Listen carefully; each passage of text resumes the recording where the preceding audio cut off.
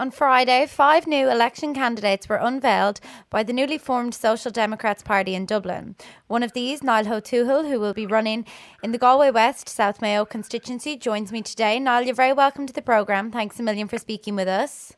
Thanks, Anne-Marie. Now, you've described yourself as a centre-left and you have been involved, I believe, in campaigns such as Stephen Donnelly's in the past. Isn't that right? That's right. So it's no huge surprise that you are running with the Social Democrats Party. Probably not. No, I mean, I've been very involved with building this up for the last 6 months, and so I'm very glad now that I can publicly announce that I'm a part of it. And the party has been described in the University Times as the only logical option for students. And you're relatively quite young for politics yourself. Will you be running with the young vote in mind? Well, certainly we'll be looking to attract all votes, and I think like many people who have kind of grown up without a kind of an inherited party are looking for something that reflects their politics. And I think we've attracted a lot of these new 5 candidates that we announced. All of them are 35 or younger, and so I think our politics would probably more accurately reflect a lot of young people's politics. Because there is that kind of void there in existence, that there isn't a party for young people to go towards. The traditional parties aren't attracting the young voters. Yeah, well, I mean, certainly that was the case for me. I mean, I never planned to get into politics. I mean, I was very frustrated when the bank guarantee and the bailout happened, and I came back in 2011 looking to have an impact on the election. I looked around at the existing political parties and I just didn't find that any of them reflected my politics. And so that's why I decided to get involved with Stephen Donnelly's campaign, because his politics kind of did. And then we've been, now that the Social Democrats are here, I finally think that there's a party that kind of reflects what I'm looking for, which is kind of high quality public services, investment in community, but also kind of economic competence that can make it all happen. And do you think an energy will be seen in young people when it comes to this election? I hope so, but I think it has to be to get. I mean, so I've just finished running the marriage referendum campaign here in Galway, and that had incredible energy behind it. And it had incredible energy because it was inspiring, and because people could see how them getting involved could actually make a difference. And I would hope that people will see that with the Social Democrats and want to get involved. But you have to inspire people to do it. So it's not, I mean, I think people are very unfair to young voters when they say, oh, they just don't vote or they don't care. That's not true, and I think the marriage referendum showed that. But it did certainly engage a lot of people with politics for the first time. That's right, yeah. But it was the first time, in my opinion, it was the first time in a long time that people had something positive to vote for.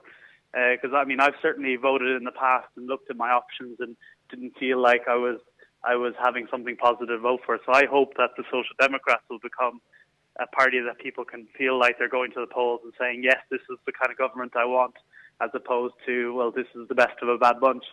And in terms of the party itself, it's relatively small at the moment, isn't it? That's right. So we're getting started. So we have 8 candidates at the moment. They'll be joined very shortly in the next week or two, in the next 2 or 3 weeks, by another batch of candidates, and then we'll grow it from there.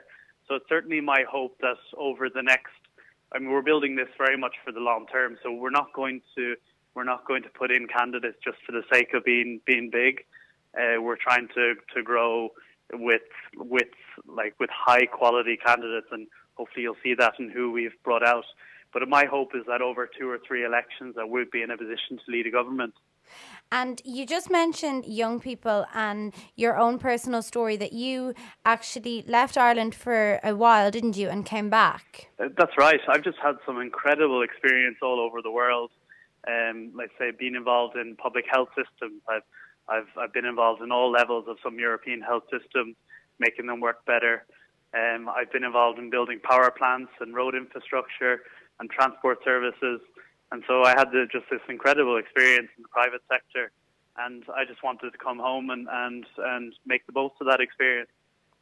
And so you've literally lived through the emigration situation. Do you genuinely feel that there is much that any government can do with this emigration crisis? Like, it's not just emigration at the moment now, it's the fact is that people are emigrating and there's no chance of them coming back. That's the new scenario that's evolving. Yeah, well, I think we have to do everything we can to. I mean, a government can do lots to support the economy. It can't create thousands and thousands of jobs by itself, but it can put in place an environment to make that happen. And so we want to make it easier for businesses to get set up.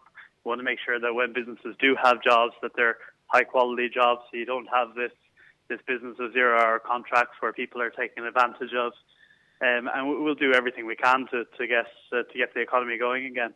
But if the possibility of a higher value of life or like an easier life somewhere else is available to people, don't you feel they will take up on that? Oh, absolutely. And there are many reasons to go abroad, without just looking for a better life. I mean, some people do it just to expand their horizons. And certainly that was part of the decision for me. I mean, I didn't move to Africa because it was a better. They had a better government or a better social model. I did it because there was interesting work there. But I mean, of course, people will always move and come back. But what we don't want to have is a situation where people are forced to move because there are just no opportunities here. So it's to build on the opportunities that are at home. The incentive to get people back, like we saw it with the nurses' incentive that was introduced there just over 6 weeks ago, it hasn't been highly taken up on. It hasn't, no. I mean, I think you have, it's like the health services the morale in the health service is at an all-time low. And there's only so much that pay can help to alleviate that. So, I mean, I think like whenever you're talking about dealing with the health service, you're not going to get numbers up just by giving a few extra €1,000 in the pay. It has to be about completely reforming the system, moving it's a from reform a very from expensive, the bottom up. Yeah, we have a very expensive hospital-based care service. We have a very top-heavy administrative system, and I don't think we're really valuing our frontline workers. I think until we can get morale up in the service, it's going to be very hard to get people to move back, no matter what we're paying them. And coming back to local issues, there is, of course, an accommodation crisis in Galway, and particularly in terms of students. You have been behind a Digs campaign, is this right? Yeah, that's right. Well, I mean, I think so students are particularly affected. I mean, also there's homelessness in Galway, and also we're struggling to house people who are coming out of direct provision, asylum seekers. So I mean, like we have it in Galway City. We have a terrible lack of housing supply, and now that the students are coming back, they're feeling the brunt of it at the moment. So the big problem is supply. There just aren't enough places for people to live in Galway, and so what we've been trying now, like medium term, we need to build more. We need to build more housing. In the short term, we're doing what we can to free up extra rooms. So we're literally going door to door, asking people if they're interested in renting out a room and telling them about this rent-a-room scheme where they can rent out their rooms tax-free in the majority of cases. And that's getting a very positive response, and we've probably freed up over 50 rooms so far, and that's getting bigger. It's tax-free up to €12,000, isn't it? That's right, yeah. And the majority of rooms would not go for any more than $12,000 a year. Oh, it wouldn't even go close to that. So normally people would need to be renting out 3 or more rooms to start paying tax on it. And is there a huge amount of paperwork and legal issues involved with this? No, it's very light. So if you're renting out a house, that would be the case. You'd have to register as PRTV, but in this case, you don't. So you don't even have to have a contract, although I would advise anyone, both the person who's renting out the room and the student, to make sure that there is a kind of a clear understanding of kind of what the expectations are on both sides. And but there's no obligation there. And has this idea been popular? Have you had much interest in it? Yeah, it has been very popular. Now, most people, I was surprised actually. The biggest motivation for people renting out rooms isn't the money. It's actually the crisis, and people are hearing about what's going on. They're hearing that students can't even take up their places because there's nowhere for them to live, and it's been really inspiring to see people just want to pitch in and help. So it's been very positive, and so it's just great to see the community getting behind the students here. How many rooms roughly would you say have been filled through this scheme this year? I don't have any accurate numbers on those, so I'd just be making a stab in the dark. Now, like we ourselves, we've helped like probably over 50 to between 50 and 100 rooms, and just on the few nights that we've been out, and that's good. We're continuing to go out around NUIG and GMIT. Well, 50 to 100 is quite an amount. Are students interested in the idea, or is it a last resort? I think so some people it suits. So some people who want to come, want to study, want a quiet place to be in the evenings, and then want to go home at the weekends. I think it suits them quite well. Like for some people, it's a last resort. I mean, I think for most people, and certainly this would have been the case for me when I was a student. I would have preferred to live in my own place with friends. But the fact is that it's just such a crisis that there just aren't enough places for people to live. That we need to get people will, like at this stage, just need to take whatever they can. And the other is just not possible for some at the moment. If a student is still looking for accommodation and wants to look into this, how can they go about getting involved in the dig situation? Well, we'd welcome them to come help us with our campaigns. We're going door to door, asking people to rent out rooms. They're welcome to join us. Another thing I would say, I mean, the real solution is trying to get more rooms available.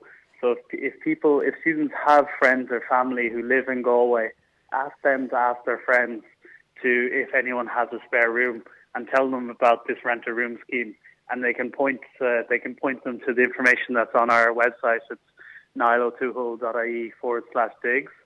And what exactly will the process require now for someone renting out a room? It's very simple. It's just first of all, there's 3 steps. So one is just deciding that you want to do it. The second is getting the room up on DAFT or onto the student website.